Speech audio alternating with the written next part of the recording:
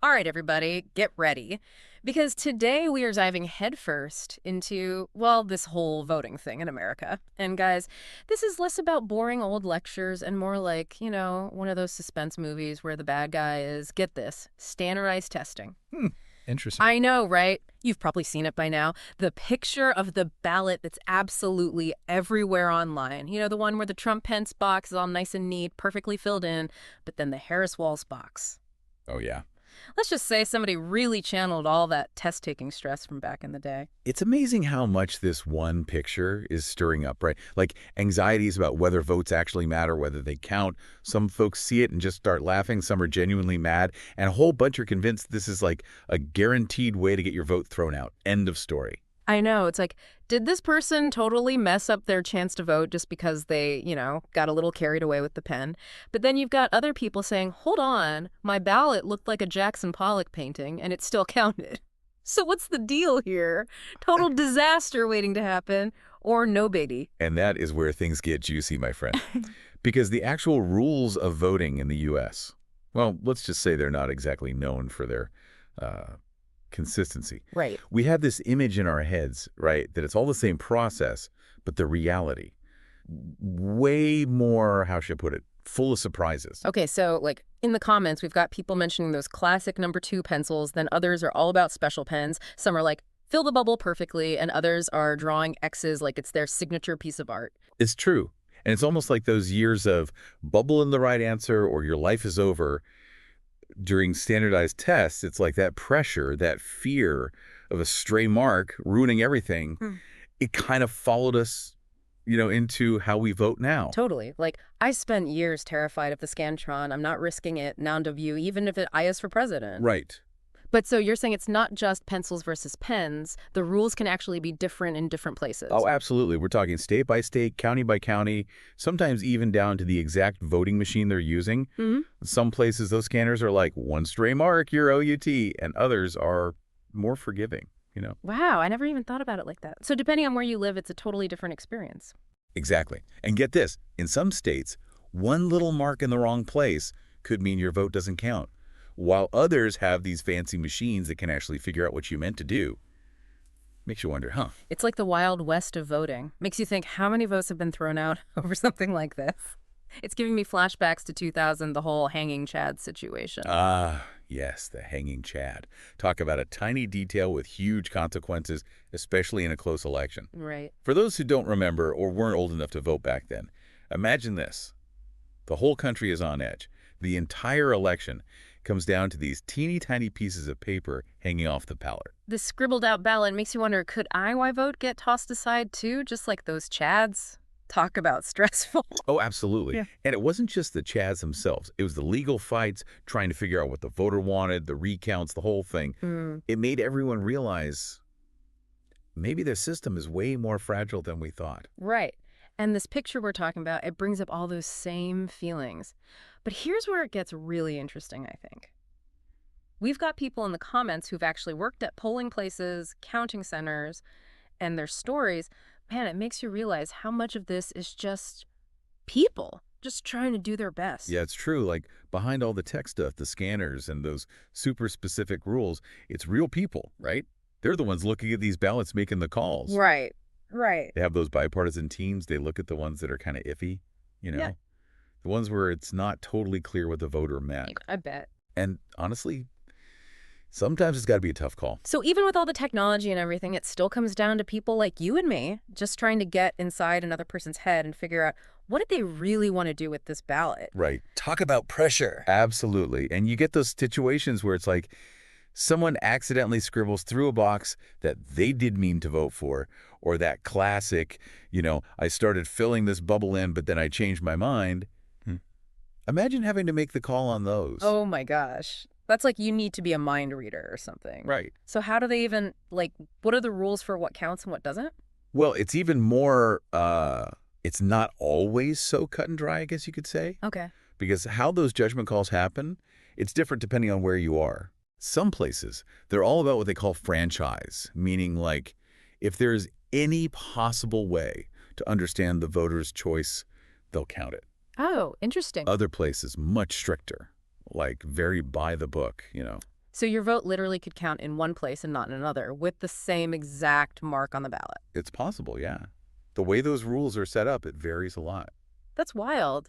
You really have to think about that when you're standing there with your pen, huh? Like, what are the rules here? Right. And all that uncertainty, I think it kind of feeds into a bigger thing with U.S. elections in general. This, like, deep mistrust people have in the whole system. This picture, whether it's staged or not, it brings all that up to the surface.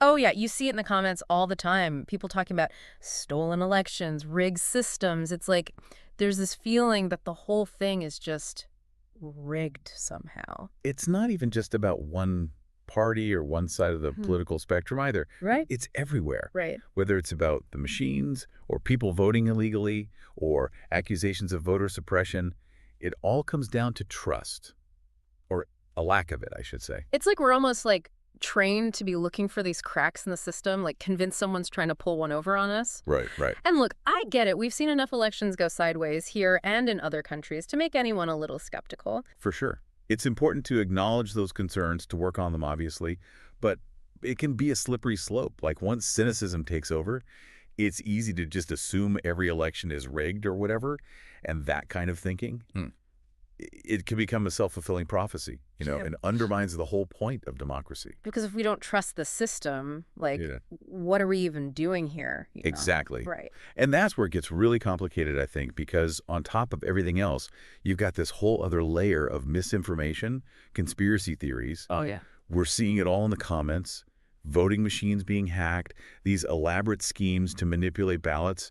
It's a lot. It's like everyone's Sherlock Holmes now, looking for clues and secret codes and everything. But how do we even begin to filter through all that and figure out what's real and what's not? That's the big question, isn't it? It takes work. Yeah. It takes being critical, questioning what you see, especially online, right? Looking for real evidence, checking those sources, not just believing something because it fits into what you already think. Which is good advice for, like, life in general, honestly. Yeah. Right. But kind of switching gears here for a sec, there's something else about this picture I want to get into, and it's not even about the scribbling itself. It's the other names on the ballot, the ones besides the big two. Oh, yeah. I feel people might just glance over those, but they're actually kind of fascinating if you think about it, right? Like, it tells you something about U.S. elections more broadly. For sure. So break it down for us, like, what are we looking at? Who are these other candidates? All right, so in this picture specifically, we see the Peace and Freedom Party. They've been around for a while. They're known for, well, very progressive views, especially here in California. Right. You don't see them too much outside of California, do you? Not as much, no. And them being on this ballot at all, it's a good example of how the rules for, like, actually getting on the ballot are different everywhere. Yeah. California, it's a little more relaxed, which is why you see smaller parties, lesser-known candidates, they can actually get listed. So it's not even enough to have a good idea or be a popular person. You got to jump through all these hoops just to get your name out there. It's a process. Man, makes you realize how much is happening behind the scenes that we never even think about. For sure. And those rules, they can be a real obstacle course, especially for anyone trying to go up against the two big parties that, dominate everything. It makes you wonder how many potential candidates are out there with good ideas, but they just can't get past all those hurdles to even be considered. It's a question worth asking, definitely. Like, what does that say about representation, about who gets a voice in our democracy? Right. And speaking of voices, there are a few other names on this ballot that have people in the comments talking, specifically Jill Stein, the Green Party candidate, and then Chase Oliver, the Libertarian. Right. You can't talk about U.S. elections without the Green Party and the Libertarians showing up. Right. What's interesting, though, is even though they don't usually win against those two big parties, they still manage to shake things up, Yeah. Especially when it's a close race. Absolutely. And that brings up this whole idea of the spoiler effect, which is always a big topic, right? Every election. The idea that someone, a third-party candidate, even with good intentions, might actually help the person they least agree with win. It's like that saying, like, don't throw your vote away. You hear that all the time, right? Yeah. Especially from people who are really gung-ho about one of the two main parties. Yeah. It's like they're saying if you vote for someone else, you're basically guaranteeing the other side wins. Exactly. It shows you how our system is set up, right? It's all about getting the most votes, even if that means your second choice or your third or your fourth never really had a chance. It makes you think about those third-party candidates, like, what are they really trying to do? Are they Yeah. just making a statement? Do they actually believe they can win? It's a good question, and one that, political scientists and strategists have been debating forever. And while we're talking about interesting names on this ballot, we got to mention RFK Jr. He's not even running anymore, right? You're right, he dropped out a while back. Yeah. But here's the thing. Remember those wacky election rules we were talking about? Oh, no. Deadlines, requirements, all different everywhere. Well, his name is still on the ballot in some states. What? So you can drop out, and your name could still be there. It's possible, yeah. Oh, man. That's got to cause some confusion. Adds a whole other layer to an already complicated situation. I bet. But there's another thing going on with RFK Jr. on this ballot, and it kind of goes back to what we were talking about before with trust, or the lack of it. I was just going to say, people in the comments are very hung up on that, like, his name being there at all. Yeah, it's like Yeah. they see his name up there next to all these other candidates, and it just throws them off, you know? Like, Yeah. it feeds into this feeling that things are kind of shady. It's really interesting, right? Like, people are already kind of primed to see conspiracies, hidden agendas, you name it. Yeah. And then they see a name like RFK Jr., someone with a past and strong opinions, and suddenly it's like, see? I knew it, Right. even if there's nothing really there to support it. It just confirms all the stuff they already believed, you know? You know, reading through all these comments, hearing you talk about all this, it makes me wonder, are we doing enough to, like, prepare people for this whole voting thing? It seems like a lot of people show up to the polls feeling, I don't know, anxious, confused, like they're taking a test they never studied for or something. That's a really good point. And honestly, that's a question we should be asking as a society, Mhm. Are we giving people the information they need, the tools to be good voters, engaged citizens, all of that? Right. Because if just filling in a little bubble on a piece of paper can be this confusing, this stressful, what does that say about how we deal with the really complicated stuff? Exactly. Climate change, the economy, healthcare.